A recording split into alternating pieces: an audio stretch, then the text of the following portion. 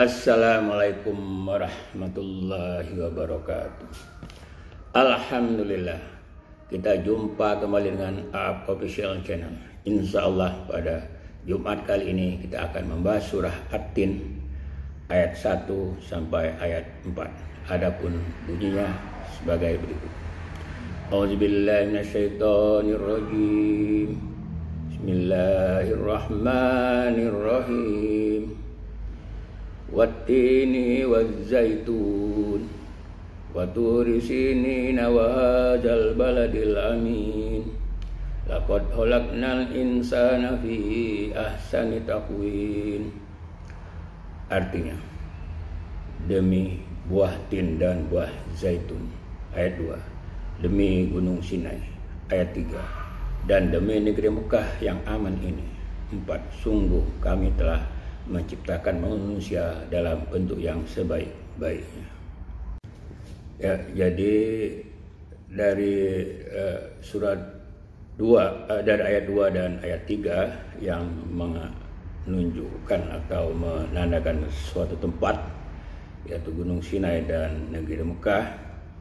Ayat 1 bisa juga kita artikan itu adalah menunjukkan suatu tempat, ya, tempat di mana buah tin dan buah zaitun tumbuh subur, ya, di Timur Tengah, yaitu di daerah di negeri Palestina, di kota, tepatnya di kota Yerusalem. Di kota Yerusalem ini tempat di mana Nabi Isa dilahirkan dan juga Nabi Isa menerima wahyu. Jadi sepertinya kita diingatkan oleh Allah untuk mengenang bagaimana kesederhanaannya waktu Nabi Isa dilahirkan, ya. Kesederhanaan dalam artian peralatan dan sebagainya, tapi karena Allah menolong, ya, Allah menyelamatkan, sehingga Nabi Isa lahir dengan selamat. Kemudian dia besar di negeri itu, ya, dengan segala kesederhanaannya, kebersahajaannya, ya. Dan Nabi Isa punya wahyu dan dia berdakwah di negeri tersebut dengan segala rintangan, cobaan dan ujian, tapi itu semua dia hadapi dengan kesabaran dan ketabahan. Nah, begitu juga dengan Nabi Musa, ya. Di sini dikatakan demi Gunung Sinai, ya. Jadi kalau udah kata demi berarti ini penting, ya. Gunung Sinai ini penting kenapa? Disinilah Nabi Musa menerima wahyu, ya, menerima perintah Allah, ya, yaitu 10 perintah Allah atau 10 perintah Tuhan yang juga sering kita kenal dengan Ten Commandment, ya. Di sini juga diceritakan bahwa Nabi Musa bercakap atau berbicara dengan Allah, ya. Kita di sini diingatkan bagaimana gigihnya Nabi Musa, ya, untuk menyampaikan pesan atau misi dakwah yang harus dia sampaikan kepada umatnya dan kepada seorang raja pada waktu itu, seorang raja yang terkenal melampaui batas, kejam, dan mengklaim bahwa dirinya adalah Tuhan, yaitu Fir'aun. Tentu saja menyampaikan dakwah atau mengingatkan kepada seorang raja yang kejam dan zalim ini tidaklah gampang, dan tentu saja taruhannya adalah nyawa. Namun Nabi Musa, karena itu adalah perintah Allah, dia konsisten dan gigih, istiqomah untuk menyampaikan atau memberikan peringatan kepada Fir'aun yang melampaui batas itu. Hanya saja dia perlu seorang teman untuk membantu dia dalam hal berbicara atau mengungkapkan sesuatu, karena karena Nabi Musa mempunyai kelemahan dalam hal berbicara, karena dia ada sedikit cedal dalam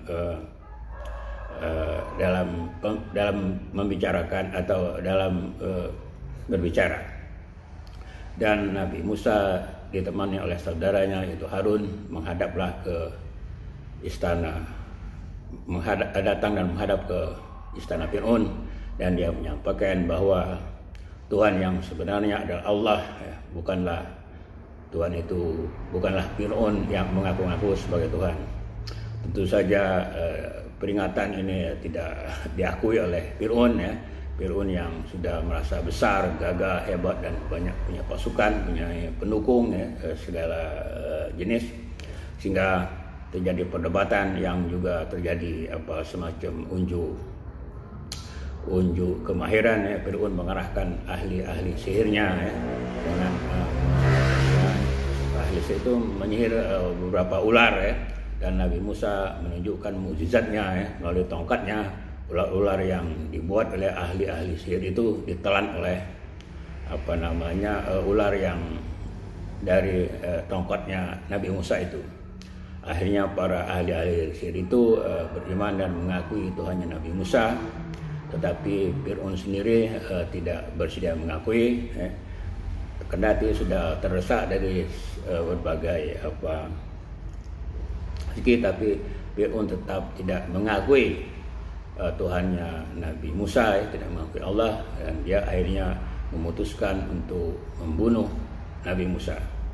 Alhamdulillah Nabi Musa diselamatkan oleh Allah ya, dalam pengejaran pasukan Fir'aun dan pasukannya ya. Ketika di tepi laut, Nabi Musa menghentakkan atau tongkatnya sehingga laut terbelah, terbentuklah jalan kepada Nabi Musa dan pengikutnya untuk melintas, hingga Nabi Musa dan pengikutnya melintasi jalan yang terbuka itu. Sesampainya di tepi pantai, sementara Fir'aun dan pasukannya masih berada di tengah laut, dan di tengah laut itulah Fir'aun dan pasukannya ditenggelamkan oleh Allah ya. Itulah tanda balasan bagi orang yang melampaui batas, orang yang zalim. Kendati ketika menjelang ajalnya tiba, ketika air satu jengkal lagi menenggelamkan Fir'aun, atau kira-kira ketika sakaratul maut tiba, Fir'aun mengakui dan menyadari dan membenarkan Tuhannya Nabi Musa, Allah Subhanahu wa taala. Tapi pengakuan dan tobat yang seperti itu tidak diterima, karena ketika nyawa sudah di ujung leher atau sakaratul maut, tobat yang seperti itu tidak diterima.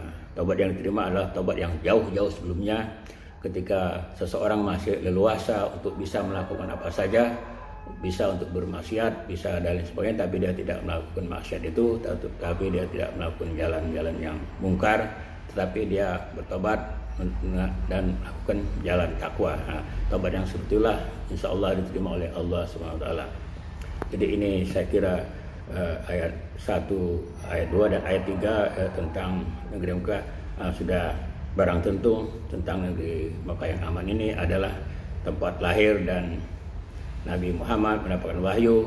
Disinilah Nabi Muhammad berjuang dalam menyampaikan pesan-pesan dakwah atau peringatan-peringatan yang ditugaskan Allah kepada Nabi Muhammad untuk memberikan penerangan bahwa Allah adalah Tuhan yang Maha Esa, Allah adalah Tuhan yang satu, dan Allah adalah Tuhan yang menguasai bumi dan langit ini.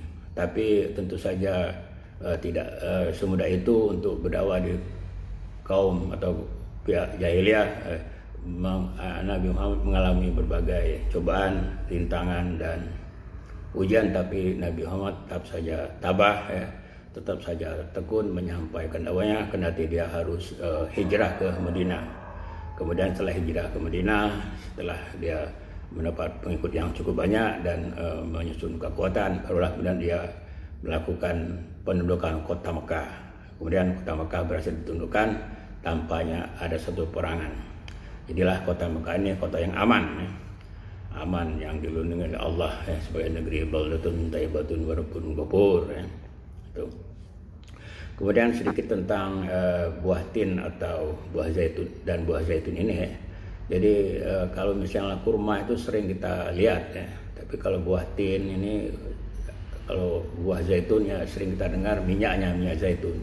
Kalau buah tin ini kan jarang kita, bahkan saya kira saya belum pernah melihatnya. Hanya saya dapat informasi bahwa buah tin ini di Indonesia ada di semacam dikelola ada pembibitan di daerah Kerawang gitu ya. Dan buah tin ini terkenal buah yang manis ya, dan tidak ada biji, juga mengandung gizi yang tinggi.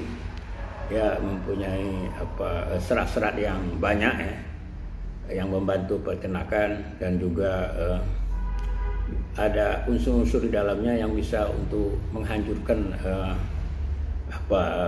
unsur-unsur yang tidak berguna dalam tubuh kalau kita memakan. Jadi semacam ada untuk membantu imunitas dan ada juga kegunaan-kegunaan lainnya dari buah tin ini. Saya kira buah tin ini perlu juga dikembangkan atau dibudidayakan ya. Saya kira mungkin melalui remaja masjid barangkali ya, remaja masjid yang belum punya pekerjaan, saya kira bisa mencoba untuk mengembangkan ini dengan memakai atau menggunakan tanah masjid yang kosong ya, atau tanah-tanah desa ya. Karena ini buah tin ini saya dapat info juga harganya cukup tinggi ya, sekitar 200 sampai 300 ribu per kilogram ya. Dan juga saya kira bila ada bisa diharapkan mendapatkan pasar yang baik, karena buah tin dan buah zaitun ini ada di dalam Al-Quran. Tentu saja kalau ada di dalam Al-Quran ya sering dibicarakan orang. Kalau sering dibicarakan orang, bisa jadi orang kan pengen tahu kayak mana buah zaitun itu, manfaatnya apa dan sebagainya. Jadi saya kira ini perlu mungkin kita mengambil bibitnya di daerah Karawang atau katanya juga di daerah Purwakarta ya, dan dikembangkan, dibudidayakan ya. Siapa tahu mudah-mudahan menjadi komunitas baru ya untuk dunia hortikultura ya. Siapa tahu ini jika berhasil bisa menambah penghasilan ya. Demikian kalau tentang buah tin. Kemudian pada ayat 4 di sini dikatakan, sungguh kami telah menciptakan manusia dalam bentuk yang sebaik-baiknya. Jadi Allah telah menciptakan kita manusia ini dalam bentuk yang sebaik-baiknya. Artinya memang bentuk yang selaras ya. Serasi, seimbang. Jadi ada otak untuk berpikir, ada mata untuk melihat ya, ada hidung untuk mencium, ada bibir, ada lidah untuk merasa, tangan ya, untuk mengambil sesuatu, kaki untuk bergerak ke sana dan kemari ya. Jadi kalau mata melihat sesuatu yang menarik ya, yang indah, kemudian otak memerintahkan tangan ya, untuk mengambil, atau memerintahkan kaki untuk mendekatinya ya, untuk mendekatinya dengan lebih dalam ya, bagaimana tentang sesuatu tersebut ya. Jadi ada suatu sinergi yang cukup baik ya, sejalan, simetris. Tapi perlu kita sadari bahwa ini adalah milik Allah ya, pemberian Allah ya, yang dititipkannya pada kita, yang tentu saja kalau Allah menghendaki suatu waktu ini bisa diambilnya. Lebih-lebih kalau kita tidak berterima kasih ya, tidak mensyukurinya ya, mensyukurinya dalam bentuk melaksanakan perintah-perintahnya ya, dan menjauhi larangan-larangannya. Jadi jangan sampai menjadikan kita lalai, atau malah menjadikan kita lupa diri, malah bisa sampai kita kufur ya. Tentu saja Allah Maha Kuasa ya, maha bisa sekali untuk mendatangkan keburukan atau musibah pada kita ya, kalau kita tidak berterima kasih dan bersyukur ya. Jadi mudah-mudahan kita dijauhkan dari sifat-sifat yang lalai ya, lupa diri, dan apalagi kufur ya. Mudah-mudahan keanggotaan tubuh kita ini ya tetap lengkap ya, tetap utuh ya, tetap bisa kita gunakan, kita sinergikan untuk kebutuhan kita sampai pada waktunya ya, pada akhir hayat kita ya, atau sampai telah sampai umur kita, atau telah sampai